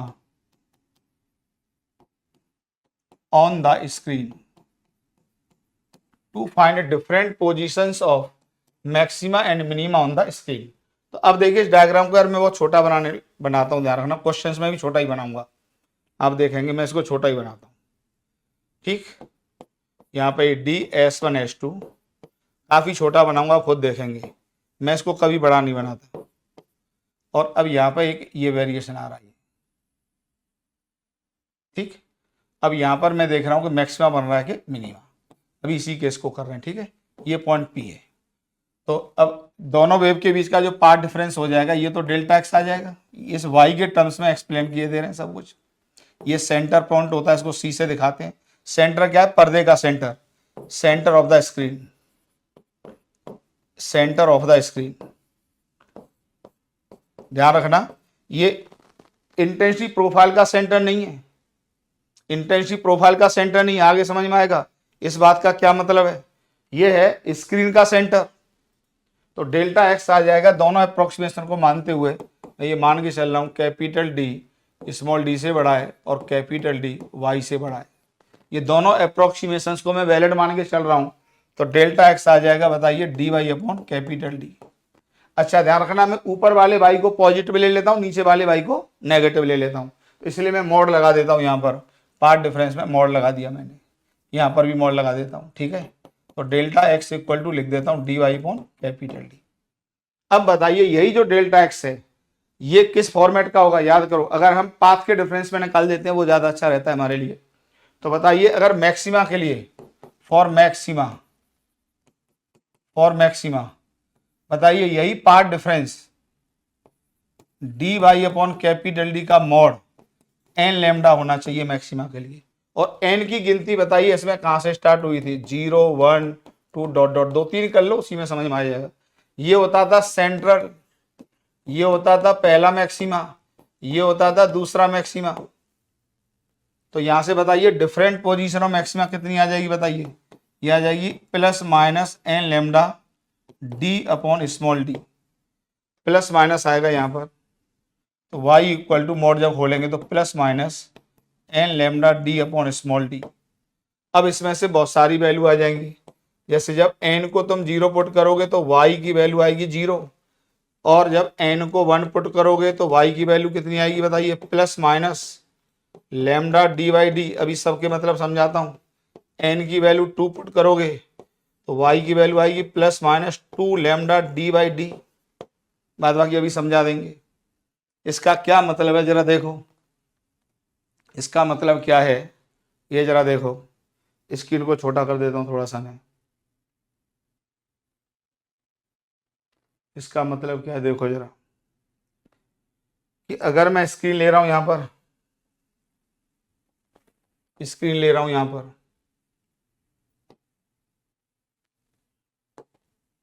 ये स्क्रीन का सेंटर और ये वही YDSC का सेटअप। भाई मैं छोटा ही बनाऊंगा, पहले ही बता रहा हूँ। ये S1 और ये मैंने S2 लिया, ये D कैपिटल डी बार बार लिख दूंगा। तो यहाँ पर मैं बना रहा हूँ, देखिए n इक्वल टू, तो y इक्वल टू 0 पर क्या आ रहा है, पहला मैक्सिमा आ रहा है, सॉरी सेंट्रल मैक्सिमा।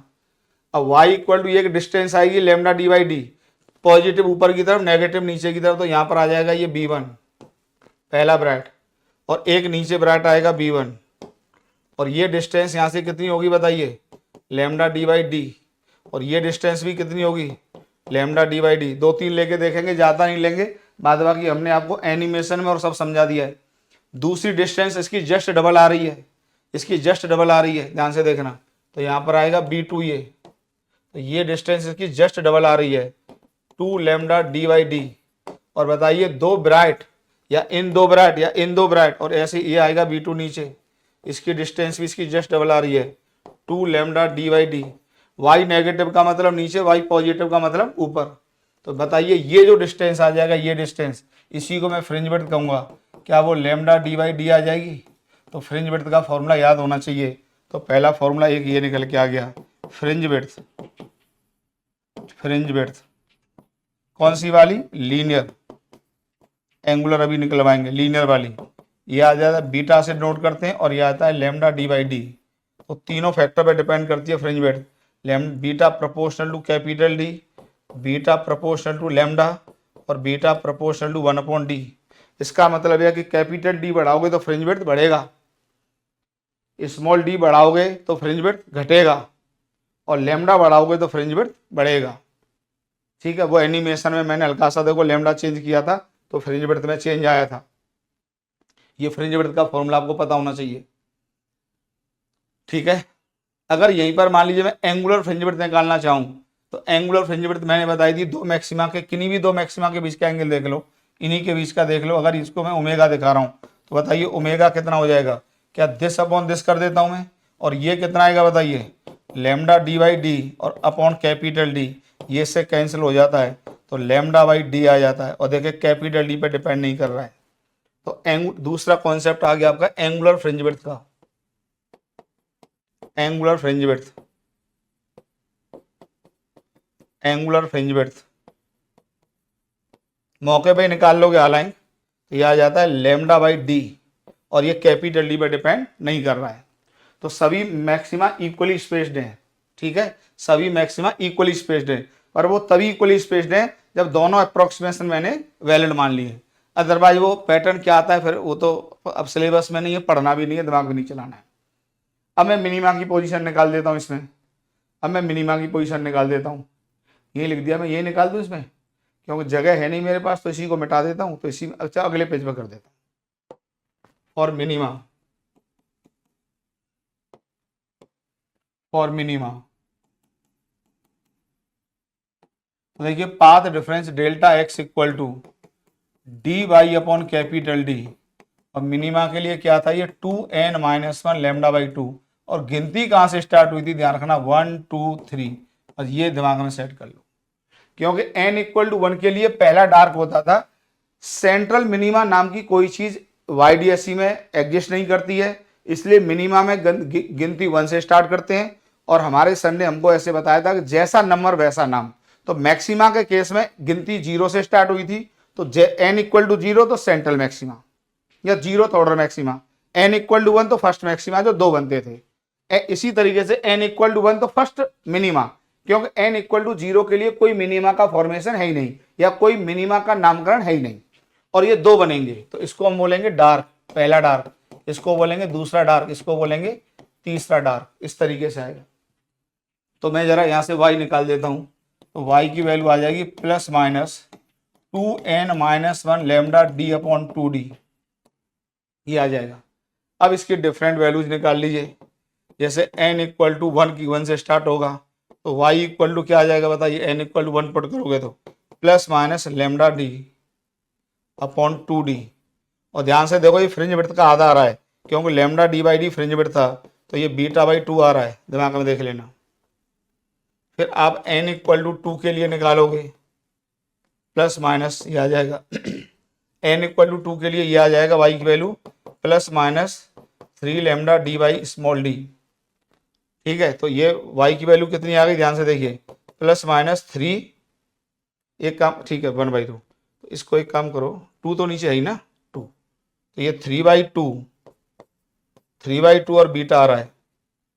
फिर n इक्वल टू 3 के लिए इसी तरीके से निकालोगे। n इक्वल टू 3 के लिए जो y की पोजीशन आ जाएगी ये आ जाएगी plus minus n equal to 3 put करो, 3 दूनी 6 में से गया तो 5, तो plus minus 5 lambda D by 2d, तो y इक्वल टू आ जाएगा प्लस माइनस 5/2 बीटा। ठीक है, और बताइए मैक्सिमा की क्या पोजीशन आई थी? मैक्सिमा के लिए इसको अगर मैंने बीटा कह दिया तो ये कितना था 2 बीटा। ठीक है, और ध्यान से देखो इसमें क्या बन के आ रहा है, इसमें क्या बन के आ रहा है, ये बीटा बाई 2 मतलब उसके बीच में आ रहा है। मतलब एक ही स्क्रीन पे अगर मैं बनाता हूँ, एक ही स्क्रीन पे अगर मैं बनाता हूँ इसको, ठीक, तो यहाँ पे लाइन खींच देता हूँ इस तरीके से।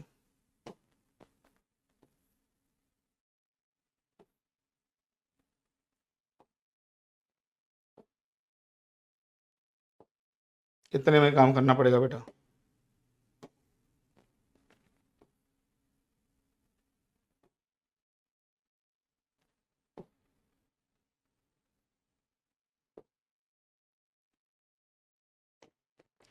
तो ये देखिए यहाँ पर B0 आया था, फिर ये B1 आया था, फिर ये B2 आया था, और ये डार्क आएगा, ये डार्क, ये डार्क आएगा, ये B1 आएगा, ये D2 आएगा, ये B2 आएगा।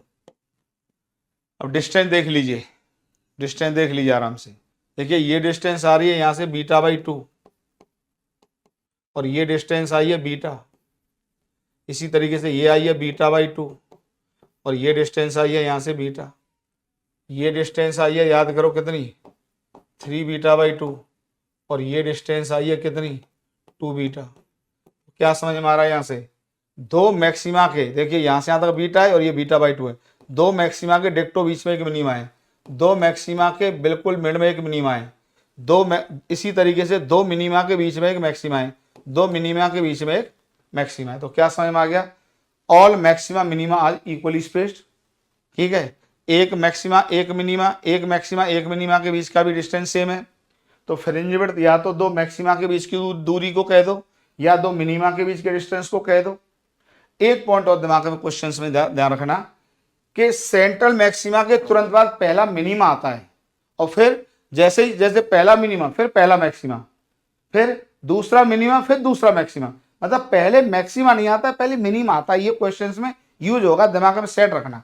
देखिए सेंट्रल मैक्सिमा तो बी नोट पर आई है, अब सेंट्रल मैक्सिमा के बाद अब आपको दिमाग में ये जाना चाहिए कि फिर आएगा फर्स्ट मिनिमा, फिर फर्स्ट मैक्सिमा, फिर सेकंड मिनिमा, फिर सेकंड मैक्सिमा, फिर थर्ड मिनिमा, फिर थर्ड मैक्सिमा। जैसे 10वें की बात करूं तो 10वें मैक्सिमा से पहले 10वां मिनिमा रहा होगा। जैसे मान लो 10वें मैक्सिमा के बीच की दूरी है 10 मीटर, तो 10वें मिनिमा के बीच की दूरी की 10वां मिनिमा होगा 9 मीटर पे या उससे कम पर होगा। ये पॉइंट मैं बताना चाहता हूं, क्वेश्चंस में काम आएगा, क्वेश्चंस में काम आएगा, ये क्वेश्चंस में काम आएगा। तो यहां पर मैंने कई फंडे आपको बताए, linear fringe width, angular fringe width का फंडा बताया और इंटेंसिटी का प्रोफाइल और आप ड्रॉ कर लीजिए, चाहे तो इंटेंसिटी का प्रोफाइल आप ड्रॉ कर लीजिए।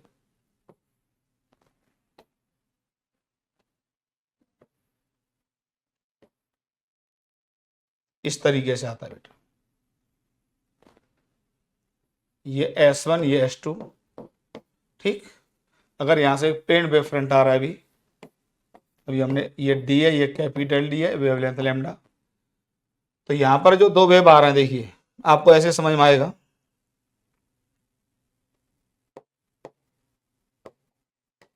यहां पर जो दो वेव आ रहे हैं इस point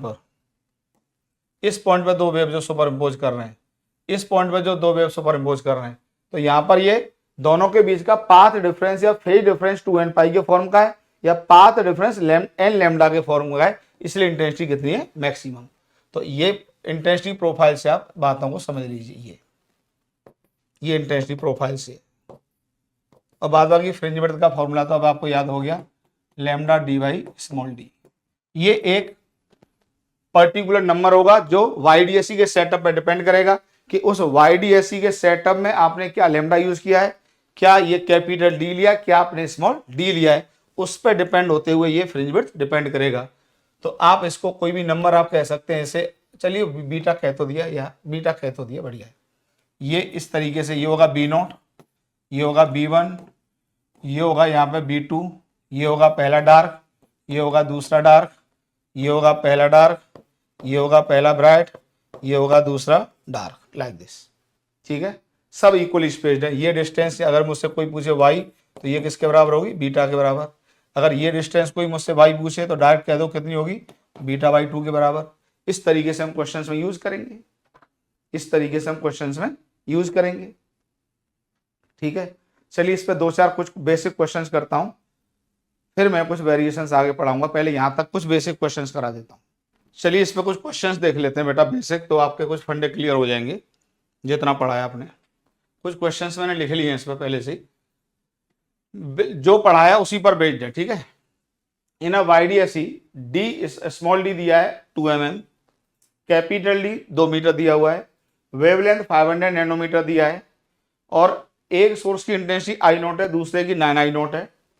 find the intensity at y equal to 1/6 mm from the central maxima. ये होता है फ्रॉम द सेंट्रल मैक्सिमा या स्क्रीन ऑफ द सेंटर। ठीक है, तो देखिए इस डायग्राम को कभी भी बड़ा मत बनाना, बहुत छोटा बनाना, ये मैं आपको एक एडवाइस दे रहा हूँ। इस डायग्राम को छोटा ही बनाना और यहां तक सब कुछ ये मानेंगे प्लेन वेव फ्रंट ही आ रहा है।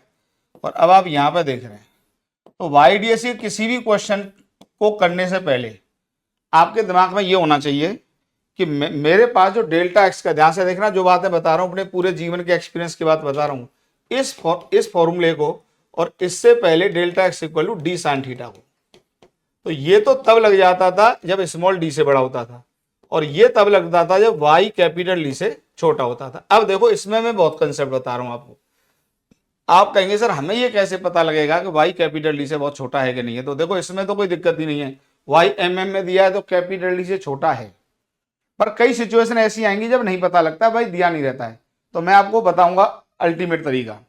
अल्टीमेट तरीका ये है कि जब वेवलेंथ और स्मॉल डी की वैल्यू कंपेरेबल हो तो ये सेकंड अप्रोक्सीमेशन फेल कर जाता है। ध्यान में रखो, क्या हमेशा वेवलेंथ को देख लिया करो।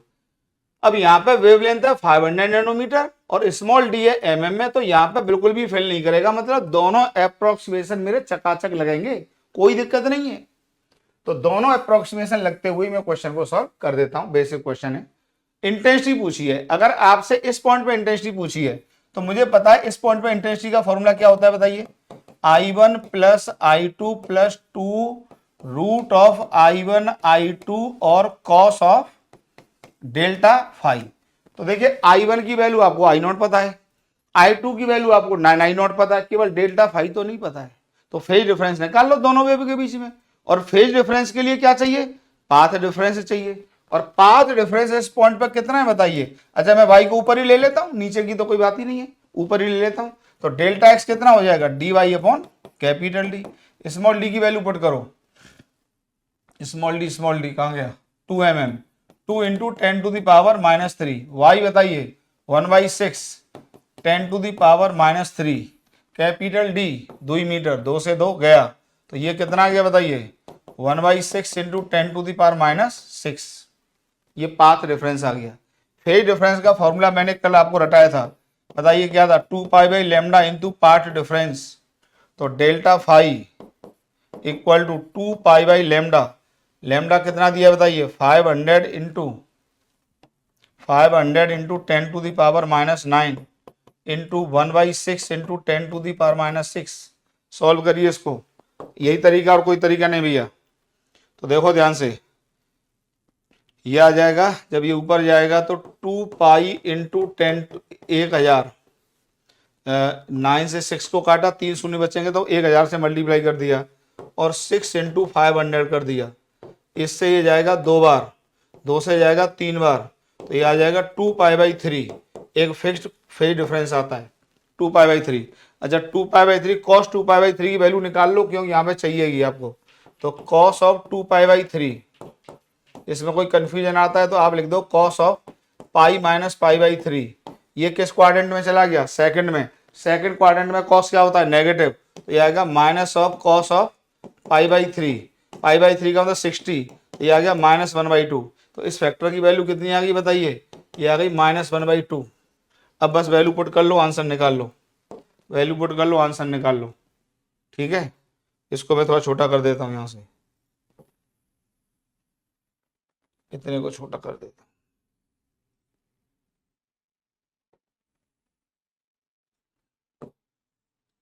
ठीक है, स्पेक्टर की वैल्यू -1/2 निकाल दिया मैंने। तो I R equal to I1 पहली वेव की इंटेंसिटी I0, दूसरी वेव की intensity 9I0 plus 2 times of I0 into 9I0 into इसकी वैल्यू -12। इस 2 से 2 मर गया। आई आर इक्वल टू बताइए कितना हो गया, ये हो गया 10I0 माइनस यहाँ से कितना आएगा बताइए 3I0। आंसर कितना आ गया बताइए 7I0। ठीक, एकदम आसान बेसिक क्वेश्चंस हैं, आने चाहिए, कर लीजिए अच्छे से। YDSC के हर क्वेश्चन का रास्ता पाथ डिफरेंस से गुजरेगा, हर क्वेश्चन का रास्ता आप देख लेना। 2-4 क्वेश्चन है जिनमें पाथ डिफरेंस का मैटर नहीं है, सब क्वेश्चन पाथ डिफरेंस के रास्ते से गुजरेंगे। और अभी शुरुआत में तो आपको यही सोचना है कि d y upon capital D कब लगाएंगे और डी साइन थीटा कब लगाएंगे। आपको एकदम क्रिस्टल क्लियर कर दिया है और कर दूंगा क्वेश्चन से। अगला क्वेश्चन देखिए, इन YDSC कैपिटल डी की वैल्यू ये दी हुई है, स्मॉल डी ये दिया, लैम्डा ये दिया, intensity at y equal to 1/3 mm। ये और भी आसान है, वैसा ही क्वेश्चन है। बाद बाकी आप ट्राई कर लेना, पर फिर भी मैं निकाल देता हूं। चलो देखिए, डायग्राम एकदम छोटा बनना है, पहले बता दिया।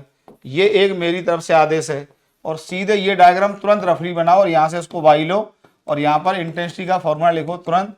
अब की बार दोनों की इंटेंसिटी कितनी दी है? अब की बार दी नहीं है, फाइंड द इंटेंसिटी, दी नहीं है, ठीक है। चलो मैं intensity I1 equal to I2 equal to I0 ले लेता हूँ, बिना दिए हुए तो कोई नहीं निकाल पाएगा भैया। तो पहली वेव की इंटेंसिटी I0, दूसरी की I0 plus 2 times of I0 into I0 into क्या लिखेंगे, कॉस ऑफ डेल्टा फाई। बस डेल्टा फाई की वैल्यू पता करनी है। तो बताइए डेल्टा फाई कितना हो जाएगा? ये हो जाएगा 2 पाई बाई लेमडा, और डेल्टा एक्स को क्या लिखे सीधे, d y upon capital D, क्यों दोनों अप्रोक्सीमेशन मेरे वैलिड हैं। स्मॉल डी भी कैपिटल डी से छोटा है, और y 1/3 mm दिया ही है, तो इसमें कोई दिक्कत है ही नहीं। तो delta phi equal to 2 pi by lambda, lambda की वैल्यू पुट कर दो, 5000 एंगस्ट्रम में 10 टू दी पावर -10 होता है, इंटू डी दिया 1/3 इंटू 10 टू दी पावर -3, और ये y की वैल्यू लिख दी है। चलो d लिख दो 1 इंटू 10 टू दी पावर -6, और कैपिटल D 1 मीटर दिया है, ठीक है। तो ये आ गया बेटा 1 0 10 9 बचे, 9 3, ये -3 आएगा ना, गलत लिख दिया, गलत लिख दिया, ये 10 टू दी पावर -3 आएगा, ठीक 3 आएगा। चलिए करिए, देखो ये 10 3 3, तो ऊपर जाएगा 10 टू दी पावर 4, इसमें 4 जीरो रख लो, 1 2 3 जीरो इसमें से उड़ा दो, 1 2 3, ठीक। ऊपर 10 बचा, और 5 से 2 बार इसको उड़ा दो फिर से, तो ऊपर बच गया 4 पाई बाई 3। तो डेल्टा फाई इक्वल टू आ गया बेटा 4 पाई बाई 3, इसको लिखो पाई प्लस पाई बाई 3, और बताइए कॉस ऑफ डेल्टा फाई कितना होता है, cos of pi plus pi by 3। ये किस क्वाड्रेंट में चला गया, ये चला गया थर्ड क्वाड्रेंट में, और थर्ड क्वाड्रेंट में फिर से कॉस नेगेटिव होता है, तो ये वैल्यू आएगी फिर से -1/2, क्योंकि पाई प्लस पाई बाई 3 क्या आएगा, cos pi by 3, sorry minus cos pi by 3, और पाई बाई 3 60, कॉस 60 1/2 होता है, तो माइनस लग गया तो -1/2। तो इस फैक्टर की वैल्यू फिर से कितनी आ गई, -1/2। तो बताइए आई आर की वैल्यू कितनी आ जाएगी, ओरली बताइए। तो आई आर की वैल्यू आ जाएगी, यहां से कितना आ गया 2y0 प्लस ये आ गया 2y0 into cos delta phi आ जाएगा -1/2, इससे ये उड़ गया, तो आई आर की वैल्यू आ गई I0, ठीक है। इंटेंसिटी कितनी आ गई I0, एकदम आसान।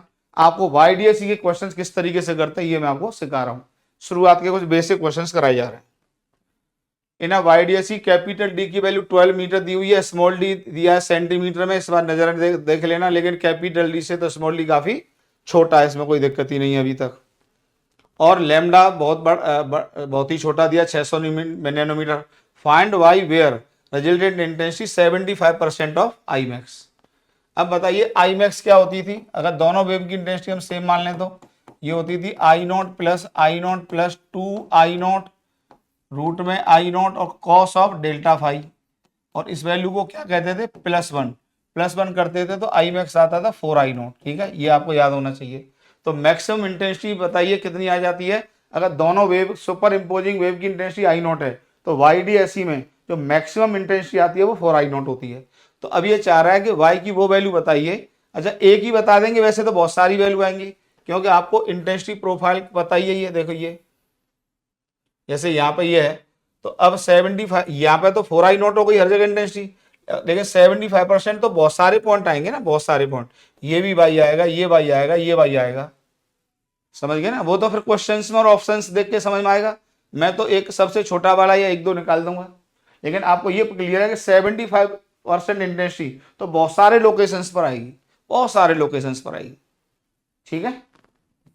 और मैक्सिमम इंटेंसिटी 4I0 हो गई, मैंने आपको बता दिया, क्योंकि ये मैक्सिमम के लिए कॉस डेल्टा फाई की वैल्यू +1 होगी, और उस समय ये 4I0 बनेगा। तो y पूछा है, तो इसका मतलब हम वो फेज डिफरेंस निकाल लें या पाथ डिफरेंस फाइंड आउट कर लें, जहां पर इंटेंसिटी 75% होगी। तो आप सीधे सीधे बताओ, यहीं से स्टार्ट कर दो। आई आर का क्या फॉर्मूला होता है, ये होता है I0 प्लस 2I0 और कॉस ऑफ डेल्टा फाई। और IR को कितना चाह रहा है 75% ऑफ मैक्सिमम, मैक्सिमम कितनी है 4I0, इस पर ध्यान दे लो। इक्वल टू ये कितना हो गया बताइए, ये हो गया 2I0 1 प्लस कॉस ऑफ, या एकदम ऐसे कर लो 2I0 plus 2I0 cos of delta phi. ये कितना आ गया बताइए, ये आ गया 25 तिहाई 75, 25 चौक 100 और 4 से 4 गया, ये आ गया 3I0। 3I0 equal to 2I0 plus 2I0 cos of delta phi. इधर आएगा तो यह आ जाएगा I0 equal to 2I0 cos of delta phi. तो यहां से कितना आ गया बताइए, कॉस ऑफ डेल्टा फाई की वैल्यू आ गई बेटा 1/2, ये आ गई। तो अब पहली पहली वैल्यू ले लो, बाद बाकी तो वैल्यू तो बहुत सारी आएंगी, पर पहली पहली वैल्यू ले लेते हैं हम। तो बताइए यहां से क्या निकल के आ जाएगा, सबसे पहली वैल्यू ले लें। तो पहली वैल्यू के लिए cos 60 डिग्री, cos 60 डिग्री का मतलब π/3 आ गया। और डेल्टा फाई को क्या लिख सकते हो 2π/λ into path difference, delta x equal to π/3, समझ में आने लग गया। और यहां से लिख सकते हो डेल्टा x को क्या लिख सकते हो π/3 इंटू λ/2π। तो पाई से पाई गया तो यह आ गया λ/6। और डेल्टा एक्स दोनों अप्रोक्सीमेशन वैलिड मानते हुए d/D इक्वल टू λ/6। तो y की वैल्यू आ जाती है बेटा λ/d/6d। आएंगी तो बहुत सारी वैल्यू, लेकिन मैंने पहली वैल्यू निकाल दी है और आपको न्यूमेरिकल डाटा सबके दिए हुए हैं, सॉल्व करना अब आपका काम इसमें, ठीक है। एक और देख लो, इन अब YDSE कैपिटल D दिया है, स्मॉल d दिया है, लैम्डा दिया है, क्या पूछा है पता ही नहीं, पता ही नहीं क्या पूछा है, पता ही नहीं क्या पूछा है, कुछ क्वेश्चन अधूरा रह गया, कोई बात नहीं, नेक्स्ट क्वेश्चन देख लेते हैं। इसमें सब कुछ पूछा है, ये क्लियर है। देखो लैम्डा 5000 एंगस्ट्रम दिया है, स्मॉल डी छोटा है, कैपिटल डी बड़ा है, तो डी साइन थीटा तक तो कोई दिक्कत नहीं है। और I1 equal to I2 equal to I0 दिया, पहला फ्रिंज विड्थ पूछा है, पोजीशन ऑफ फिफ्थ मैक्सिमा पूछी है, इंटेंसिटी एट 1/3 mm पे पूछी है, और डिस्टेंस ऑफ 1000 मैक्सिमा पूछी है। देखिए इसमें फंसेंगे 1000 मैक्सिमा वाले में, क्यों फंसेंगे मैं पहले ही बता देता हूँ। असल में जब आप YDSE का इंटरफ्रेंस लेंगे, ये लेंगे इस तरीके से, तो ये इंटेंसिटी का प्रोफाइल आएगा। तो आप खुद बताइए, मान लीजिए 100-200 मैक्सिमा तक तो y छोटा होगा, लेकिन 1000वां मैक्सिमा के लिए तो y बड़ा हो जाएगा काफी। अब वो तो चेक करना पड़ेगा, खैर निकाल के, हो सकता है 1000 पर भी छोटा हो, पर वो वैल्यू निकलेगी। पर मैं मोटा मोटी आपको बता दे रहा हूं, हालांकि ये अगली क्लास में और अच्छे से क्लियर हो जाएंगे। तो 1000वें मैक्सिमा के लिए तो y छोटा नहीं होगा भाई, 1000वें मैक्सिमा के लिए जब y छोटा नहीं होगा और ये फिर थीटा छोटा नहीं होगा, तो फिर थीटा को मैं क्या नहीं लिख सकता हूं, साइन थीटा लिखना गलत हो जाएगा, और फिर ये not equal to tan theta गलत हो जाएगा। तो फिर हम डेल्टा एक्स को केवल कहां तक चला पाएंगे, डी साइन थीटा तक चला पाएंगे। बेहतरीन कंसेप्ट है, इस क्वेश्चन से शुरुआत हो रही है इस अप्रोक्सीमेशन को फेल होने की, बाद बाकी आगे और क्वेश्चन में बात समझ में आएगी। पर मैंने पहले ही चेतावनी दे दी है, क्योंकि इतनी बार मैंने क्वेश्चन को कराया है, तो मुझे पता है कि ये क्वेश्चन कहाँ फंसता है, तो वो पॉइंट मैंने पहले ही क्लियर कर दिया है। उसकी एनालिसिस करना मैंने उचित नहीं समझा कि ये देखो वो देखो, कोई फायदा नहीं। मैंने पहले ही बता दिया कि भाई 5वां मैक्सिमा तो चलो मोटा मोटी पर्दे के सेंटर गल्ले पर ला जाएगा, लेकिन 1000वां मैक्सिमा तो पर्दे से बहुत ऊपर आएगा। हो सकता है छोटा आ जाए, वो तो फिर सॉल्व होकर समझ में आएगा, पर मोटा मोटी जो मेरे दिमाग में बात आ रही है वो ये आ रही है कि 1000वां मैक्सिमा तो काफी दूर होगा, मतलब 1000वें मैक्सिमा की पोजीशन के लिए मैं y को छोटा ले नहीं पाऊंगा। बाद बाकी पहले 3 पार्ट्स में तो कुछ है ही नहीं। फ्रिंज विड्थ पूछी है तो इसमें कोई दिक्कत ही नहीं है, इसको आप फाइंड आउट कर दोगे। बीटा की वैल्यू क्या होती है बताइए, लैम्डा d/स्मॉल डी, ठीक, इसमें कोई दिक्कत है ही नहीं। तो फ्रिंज विड्थ की वैल्यू आप निकाल ही दोगे, कितनी आ जाएगी वैसे, ये आ जाएगी 500 10⁻⁴ है, सॉरी, -10, कैपिटल डी कितना है 1 मीटर, और ये 1 mm 1 × 10⁻⁻3। तो बीटा की जो वैल्यू आ जाती है 3 और 1 2 3 ये गए, और ये बचेंगे 5 × 10⁻⁴, और बीटा की वैल्यू आ जाएगी 0.5 mm। इसमें कोई दिक्कत नहीं, बीटा देखो काफी छोटा आ रहा है, ठीक है, 0.5 mm आ जाता है। पोजीशन ऑफ फिफ्थ मैक्सिमा में, तो और जब बीटा निकाल लिया तो पांचवें मैक्सिमा की पोजीशन तो तुम ऐसे ही कैलकुलेट कर दो भैया, ऐसे ही कैलकुलेट कर दो, इंटेंसिटी प्रोफाइल से ही कैलकुलेट कर दोगे। बताइए, इस तरीके से बना लिए। यहाँ पे सेंट्रल मैक्सिमा मान लो, तो यहाँ पर क्या आ जाएगा, पहला मैक्सिमा आ जाएगा, यहाँ पे क्या आ जाएगा, दूसरा आ जाएगा। सारे कंसेप्ट क्लियर होने चाहिए। यहाँ पे क्या आएगा बताइए, तीसरा मैक्सिमा आ जाएगा। यहाँ पे क्या आ जाएगा, चौथा मैक्सिमा आ जाएगा। यहाँ पे क्या आ जाएगा, पांचवा मैक्सिमा आ जाएगा। तो बताइए ये आपको अब कितना दिया हुआ है, बीटा दिया हुआ है, तो ये भी कितना होगा, ये भी बीटा होगा, ये भी कितना होगा, बीटा होगा, ये भी कितना होगा, बीटा होगा, ये भी कितना होगा, बीटा होगा। तो ये पांचवें मैक्सिमा की पोजीशन यहाँ से बताइए क्या आ गई, क्या 5 टाइम्स ऑफ बीटा नहीं आ गई। और बीटा की वैल्यू कितनी दी है बताइए, हाफ mm।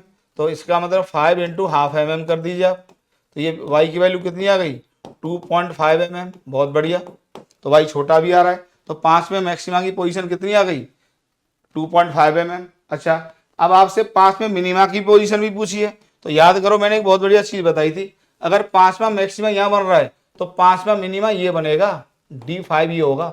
मतलब मैक्सिमा से पहले मिनिमा बनता है, तो इसमें से आधा mm घटा दो। तो बताइए फिफ्थ मिनिमा की पोजीशन कितनी आ जाएगी बताइए, इसमें से आधा mm घटाओगे तो 2 mm। कितना बढ़िया, देखिए सॉल्व हुआ है। तो 2 mm पे जाके पांचवें नंबर का मिनिमा रहा होगा, 2.5 mm पर जाकर पांचवें नंबर का मैक्सिमा रहा होगा। ये बातें क्लियर हो गई, ये क्लियर, ये clear. Intensity at y equal to 1/3 mm। तो आपको यहाँ पे क्या निकालना पड़ेगा, फेज डिफरेंस निकालना पड़ेगा।